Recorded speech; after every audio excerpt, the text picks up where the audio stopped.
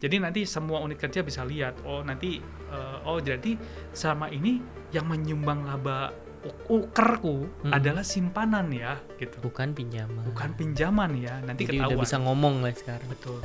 Dan nanti ketika kantor pusat ngasih sinyal, ternyata kantor pusat belakangan nurunin terus FTP simpanan nih. Wah, laba saya terancam nih gitu kan. Jadi sekarang Pinca atau pemimpin Uker bisa tahu, oh FTP simpanan turun. Wah, laba saya terancam nih. Berarti saya harus melakukan penghematan cost of fund. Iya, biar marginnya tetap ya. Biar marginnya tetap dan target labanya bisa tercapai.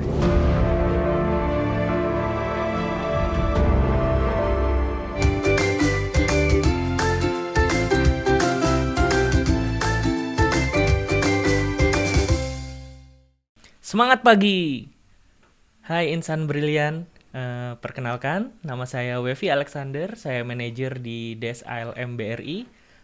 Pada kesempatan ini mungkin kita akan sedikit ngobrol bareng tamu kita ya. Senior manajer Bapak Yovan dari Des ALM. Oh, wow. Thank you, Wevi.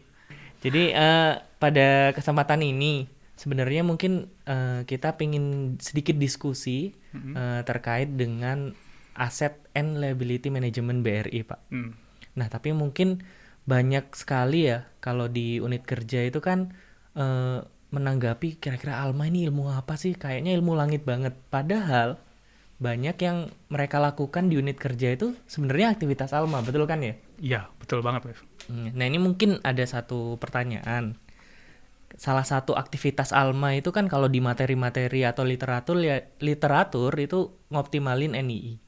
Nah, kira-kira kalau di unit kerja seperti apa sih Pak implementasinya? Oke, benar banget Wev. Memang yang tadi disebut Wevi benar banget. Jadi pengalaman saya 10 tahun di ALM merasa memang semua orang bilang, apa sih itu Alma? Mas, saya nggak ngerti ilmu Alma itu ilmu langitan banget sih sebenarnya. Betul. Padahal di dalam keragaannya masing-masing cabang itu ada memang aset dan liabilities. Jadi nggak pas kalau misalkan itu dibilang ilmu langitan. Cuma memang kita harus membiasakan diri ya sebenarnya ya, menganalisa dari sisi Alma atau balance sheet atau neracanya cabang. Karena bagaimanapun keragaan cabang itu adalah pieces atau adalah bagian kecil dari keragaan BRI secara nasional sebenarnya kan gitu ya Wev. Jadi ketika Pinca menanyakan keragaan laba berapa, outstanding berapa, itu sebenarnya Pinca itu sudah menjalankan fungsi asset liability management sebenarnya. Betul banget sih. Jadi ya ketika Pak Pinwil nanya gimana target gitu kan, itu sebenarnya sudah menjalankan ilmu Alma sebenarnya, structuring balance sheet atau structuring neracanya cabang ya gitu ya. Berarti kalau saya potong sedikit Mas Yovan, kalau misalkan dari sisi neraca mungkin teman-teman di Uker itu sudah terbiasa ya. Oh, pinjaman berapa? Oh, simpanan berapa? Tapi mungkin yang agak belum terbiasa ada di sisi laba ruginya mungkin ya, Pak. Ya. Kayak misalkan ngoptimalin NII. NII ini apa sih? Kalau ilmu secara banking industrinya langsung NII itu net interest income, yaitu selisih antara pendapatan atas bunga dan biaya atas bunga sebenarnya. Betul. Artinya apa? Itu adalah margin kotor kalau misalkan di perusahaan biasa ya, karena kan biasanya kita kalau ngasih kredit kan ada MAK gitu ya. Betul. Itu adalah margin kotornya dari sebuah perusahaan gitu. Jadi dari kita usaha membeli dana dan menjual dana kan. Tapi kan banyak juga pertanyaan. Misalkan kalau ada kanca nih yang LDR-nya tinggi, jadi loan-nya jauh lebih banyak. Kemudian ada kanca juga yang LDR-nya rendah, yang loan-nya itu jauh lebih sedikit daripada depositnya. Kalau kita ngitung NII pakai best practice-nya bank yang secara keseluruhan, maka kayak di tempat yang LDR-nya rendah, beban bunganya kan banyak tuh Mas Yovan. Jadinya rugi ya berarti. Berarti dia akan lebih banyak bayar ke masyarakat daripada nerima dari masyarakat kan Wev sebenarnya. Ya berarti secara net interest income bisa jadi ya negatif. Bisa jadi negatif tergantung berapa besar kita beli dana dari masyarakat. Cuma kan masing-masing cabang itu kan nggak bisa placement ke BI ya Wev. Kalau di secara bank kan lebih dana, gampang kita placement aja di BI, kita parkirin di BI. Nah, karena cabang masing-masing nggak bisa parkirin di BI dalam bentuk instrumen Bank Indonesia, jadi nitip Wev. Cabang itu seperti nitip jualin ke treasury. Betul. Atau treasury atau kita sebut dengan FTP pool ya, FTP pool atau minjem ya gampangnya kantor pusat lah mungkin. Oke. Dikasih ke kantor pusat kelebihannya. Nah, nanti loh, saya kan udah nyariin dana lebih banyak. Terus kantor pusat dikasih dana, saya dapat apa? Nah, itulah di situ ada namanya FTP ya. Dari sisi kelebihan dana. Jadi sebenarnya intinya unit kerja atau kanca itu nggak perlu bingung ya. Ya. Kira-kira kalau memang potensinya simpanan, ya udah banyakin simpanan aja. Kalau misalnya potensinya pinjaman, ya udah banyakin pinjaman aja karena ada FTP tadi ya. Betul. Jadi cabang nggak usah pusing-pusing mikirin nanti kalau saya kurang dana gimana. Udah pokoknya kalau kurang dana, kalau di situ potensinya adanya pinjaman, sikat pinjaman, kejar pinjaman. Ya kan pasti akan dikasih breakdown RKA yang sesuai dengan potensinya kan. Betul banget. Nggak mungkin satu unit kerja yang potensinya simpanan dikasih target yang pinjaman. Ataupun sebaliknya ya mungkin ya. Jadi makanya itulah sebuah riset penting dilakukan di wilayah untuk melihat potensi-potensi di wilayahnya itu juga. Nah itu peran-peran teman-teman RDS juga mungkin ya. Ya, itu teman-teman RDS. Jadi teman-teman RDS dibentuk memang filosofinya untuk lebih memahami wilayahnya ya, sehingga dalam breakdown RKAP sesuai dengan potensi bisnisnya. Jadi itu juga peran penting buat Pinca juga. Jadi Pincanya juga harus kasih masukan juga sebenarnya kepada RDS. Betul. Terkait potensi tersebut ya. Nah ini ada tadi kita sempat nyebut terkait FTP. Nah kalau kita misalkan lihat nih, misalkan dalam 1 tahun terakhir ini ya Mas, kira-kira kan ada berapa kali ya ada turun FTP, naik FTP. Nah itu sebenarnya sinyal apa sih yang kira-kira dari kantor pusat sampaikan ke unit kerja atau ke Pinca katakanlah. Mereka tuh harus apa sih kalau FTP naik atau FTP turun seperti itu? Oke, saya jelasin dulu ya. Tadi kita masih bicara tentang NII kan sebenarnya. Betul. NII kan tadi masih on balance sheet yang kita ceritakan kan. Oh, kalau misalkan pendapatan bunganya lebih besar, pinjamannya lebih besar, otomatis NII-nya bagus gitu kan. Kalau simpanannya lebih besar, bisa jadi NII-nya negatif gitu kan. Nah, betul. Proses jual beli dana sama kantor pusat yang tadi saya jelaskan sebenarnya itu adalah proses namanya FTP ya Wef ya. Dulu tuh kan kita masih pakai single FTP. Itu gampang Wef, single FTP itu orang selalu mikirnya bahwa kita cabang dana apa cabang kredit nih. Kalau banyakan kredit, berarti kita minjem dari kantor pusat. Betul. Kalau banyakan dana, berarti kita placement ke kantor pusat atau jual ke kantor pusat.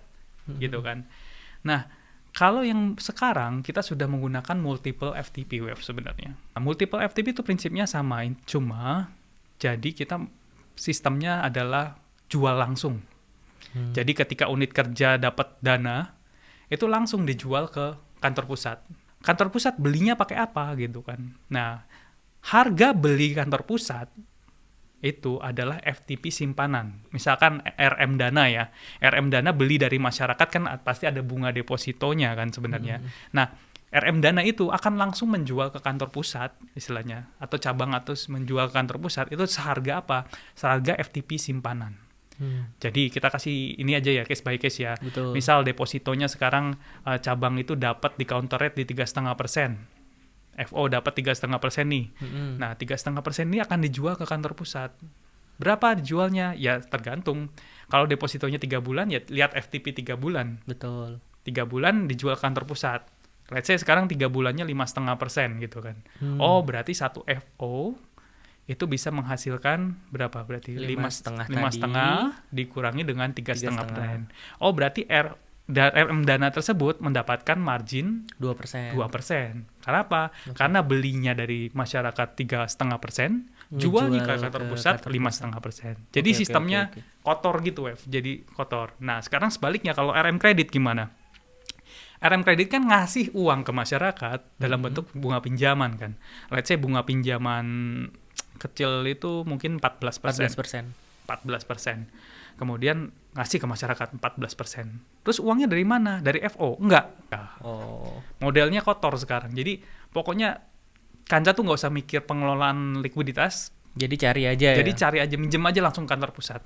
Nah, nanti RM mau jualan, tadi 14 let's say ya. 14 let's say. Dia akan lihat dulu, pinjaman nasabah ini 1 tahun. Saya cek deh FTP pinjaman. Nah, ini sekarang kan udah mulai FTP-nya FTP pinjaman. Betul. Pinjaman 1 tahun tuh berapa? Nah, misal FTP pinjaman 1 tahunnya 8%. Oh, berarti saya akan pinjam dari kantor pusat 8% nih. Jadi kalau tadi 14, Berarti kalau tadi nyalurin ke masyarakatnya 14, dia berarti dapat 14 dikurangi 8 ya? betul, 14 dikurangi 8. Berarti si RM kredit itu dapat hasil margin kotor 6%. 6%. Tapi kita kan di sini bicara fokus untuk NI dulu ya. Iya. Mungkin Mungkin fondasi next. paling gede ya dari pembentuk laba BRI, terutama Iya. BRI ya. Karena BRI ini masih fokus atau paling banyak pendapatannya dari sisi net interest income. Iya. Tapi pada dasarnya ya kalau di kantor pusat kan kita bicara NII ya. Betul. Tapi kalau di kantor cabang kita bicaranya namanya contribution margin. Atau kita sebut namanya asset spread karena pinjaman kan di sisi aset. Itu adalah margin dari aktivitas pinjaman yang tadi 6% ya Wef ya. 14% dikurangi 8%. Berarti bisa disimpulin kalau NII itu untuk kantor pusat ya. Jadi Betul. memang untuk performance-nya BRI secara total. Betul. Tapi kalau udah ke masing-masing uker, jatuhnya contribution margin. Jadi ada FTP di situ. Betul Wef. Nah, makanya tadi saya mungkin ngelanjutin sedikit pertanyaan tadi. Kira-kira tentang sinyal FTP itu loh, Pak. Oke. Nah, itu kan waktu setahun ini ada yang naik, ada yang turun. Itu harusnya ngapain sih, uker? Kita di dalam industri keuangan ya. Kita punya regulator namanya Bank Indonesia sebenarnya. Betul. Bank Indonesia punya kebijakan 2. Yang satu kontraksi, yang satu ekspansi. Sekarang kita kaitin. FTP kan tadi ada FTP pinjaman sama FTP simpanan. Kalau FTP simpanan turun, itu berarti kita rem simpanan atau kita menghemat kosovan. Kalau kantor pusat butuh, Kalau kantor pusat FTP-nya naik. Nah, teman-teman berarti bisa dapat margin lebih, sehingga ya memang harus nyari simpanan lebih banyak lagi. Betul. Jadi sinyalnya ketika FTP simpanan naik, oh berarti ini lagi ngegas, Bos. Tadi kan kita bahas FTP simpanan. Nah, kalau pinjaman gimana sih, Mas? Kalau FTP pinjaman turun, itu kebalikannya simpanan. Karena saya kalau AO, RM kredit nih mau jualan dana, nyalurin kredit. Oh, berarti sekarang beli dari kantor pusat makin murah ya. Betul. Nah, berarti sekarang sinyalnya adalah ekspansi. Jadi FTP pinjaman turun adalah ekspansi. Tapi sebaliknya, kalau FTP pinjaman itu naik, itu artinya kita ngerem pinjaman. Atau kalau selain rem pinjaman berarti kamu kalau mau nyalurin pinjaman, biar marginnya tetap, berarti harus naikin suku bunga semuanya. pinjaman. Atau kalau misalkan tidak bisa menaikkan suku bunga pinjaman, setidaknya kamu harus ekspansi di pinjaman-pinjaman yang menghasilkan suku bunga yang lebih tinggi. Jadi kalau misalkan ada portfolio Briguna nih di Kanca, katakanlah rate-nya 11%. Jadi kalau misalkan FTP-nya itu tiba-tiba naik, nah berarti kayak Pinca atau RM itu harus segera nyesuaiin ya kalau ingin marginnya tetap. Betul. Berarti kalau misalkan Briguna kan pinjaman jangka panjang ya. Betul. Pinjemnya pun lebih mahal kalau panjang. Betul. Nah, kalau dia naik berarti dia harus lebih mikir lagi untuk nyari atau menjual Briguna kepada instansi-instansi yang nerima dengan suku bunga lebih tinggi. Atau solusinya kalau Brigunanya sudah persaingannya terlalu ketat, tidak memungkinkan untuk dinaikkan, mungkin bisa alokasi ekspansi di pinjaman lain yang mungkin lebih menghasilkan suku bunga yang lebih tinggi. Kalau itu tadi kan kita udah bicara contribution margin, udah bicara sinyal FTP ya. Kalau unit kerja kayak bapak-bapak Pincapem, tahu semua ini tuh bisa lihat di mana sih? Kayak neracanya, laba rugi, terus tadi ada laba off. Itu kira-kira mereka monitornya di mana sih? Kalau mau lihat struktur neraca, itu kan selalu bilang, ada tuh di GI 405. Setiap hari kan kadang Bu Amonya yang downloadin, kadang petugas IT-nya ya. Ada di GI 405, tapi itu baru sisi on saja. Tapi kalau dari sisi off, lihatnya di mana? Ada di report yang berbeda ya. GIS 0232. Iya. Ada GIS 0233, ada GIS 0234.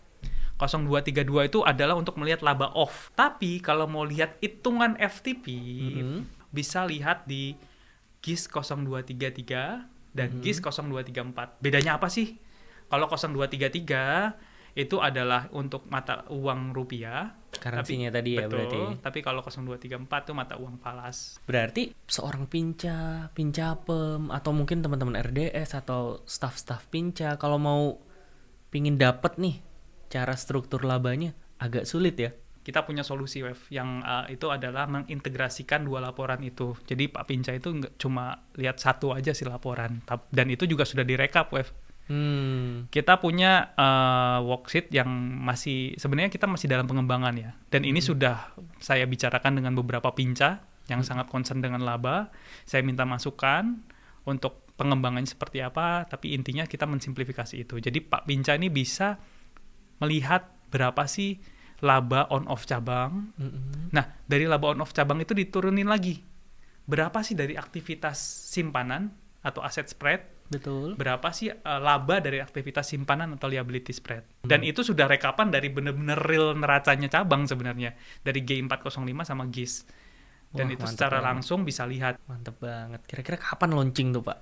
Kita perkirakan tahun 2021 udah launching ya. Kita kan sekarang modelnya agile. Jadi kalau misalkan dilihat, apa sih ini simple banget? Nggak apa-apa, itu simple banget adalah versi 1.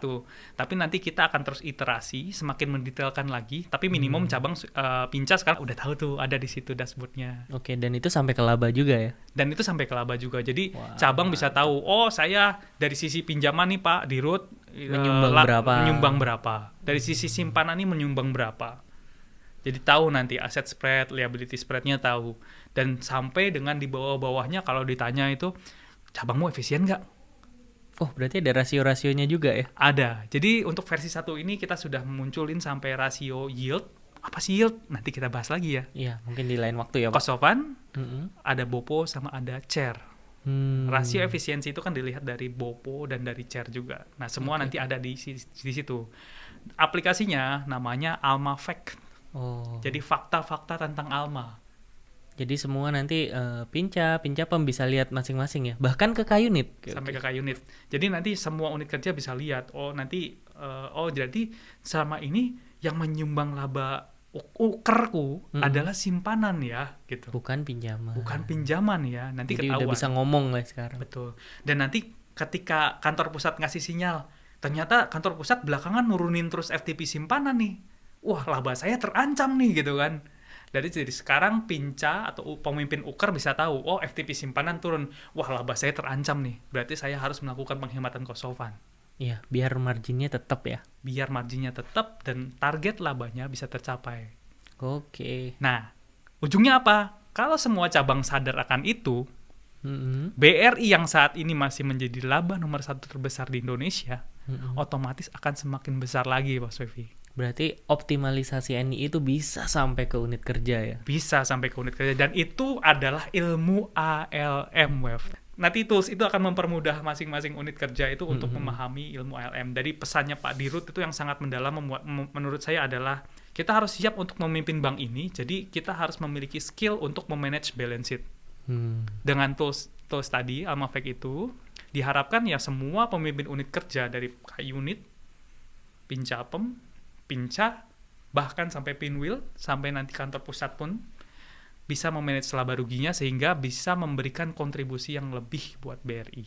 Terima kasih Mas Yovan atas waktunya sudah bisa hadir di podcast ini. Nah, nanti mungkin kedepannya kita ngobrol seru lagi lah ya ke isu-isu yang lain. Oh, boleh. Oke. Nah, mungkin sekian dulu insan-insan brilian. Terima kasih. Nah, tadi kan kita sudah sedikit diskusi terkait contribution margin, kemudian implementasi FTP, sinyal-sinyal FTP, dan yang terakhir pun dari Des ALM sudah menyajikan Alma Facts ya. Jadi dia benar-benar bisa melihat kinerja sampai dengan level unit kerja terkecil. Nah, mungkin sekian dulu ya. Terima kasih. Wassalamualaikum warahmatullahi wabarakatuh.